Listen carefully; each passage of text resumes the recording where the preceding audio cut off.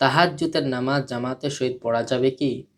অত্যন্ত সুন্দর প্রশ্ন। উত্তর হচ্ছে যে তাহাজ্জুদের নামাজ যদি সুন্নত মনে করে জামাতের সহিত পড়া হয় তাহলে সেটা বিদআত হবে। কেননা প্রিয় নবী সাল্লাল্লাহু আলাইহি সাল্লাম যে কাজ করেনি, সাহাবা আজমাইনগণ যে কাজ করেনি, তাবেঈগণ যে কাজ করেনি, সেটাকে যদি কেউ সুন্নত মনে করে করে তাহলে অবশ্যই সেটা বিদআত হবে। তবে যদি কেউ তাহাজ্জুদের নামাজ জামাতের সহিত পড়ে থাকে তাহলে সেটা মাকরুহ হবে। আর কোথাও যদি ঘোষণা দিয়ে নিয়মিত তাহাজ্জুদের নামাজ জামাতের সহিত পড়ানো হয় তাহলে সেটা হারামের পর্যায়ে চলে যাবে।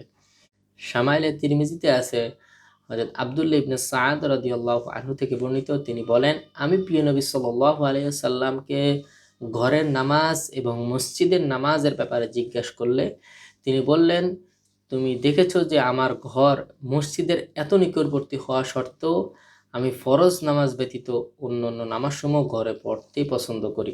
সুতরাং এই হাদিস থেকে বোঝা যায় যে নফল নামাজ, সুন্নত নামাজগুলো ঘরে একাকী পড়াই হতেছে উত্তম। তবে জামাতের সহিত তাহাজ্জুদের নামাজ পড়া যাবে না। যদি কেউ ভুলে পড়ে থাকেন তাহলে মাকরুহ হয়ে যাবে, এতে কোনো সমস্যা নাই বা অপছন্দনীয় হবে। আর যদি কেউ এটাকে নিয়মিত আমল বানিয়ে পড়ে তাহলে সেটা হারামের পর্যায়ে যাবে। আর কেউ যদি এটাকে সুন্নত মনে করে গুরুত্বের সহিত পড়ে তাহলে সেটা অবশ্যই বেদাত হবে।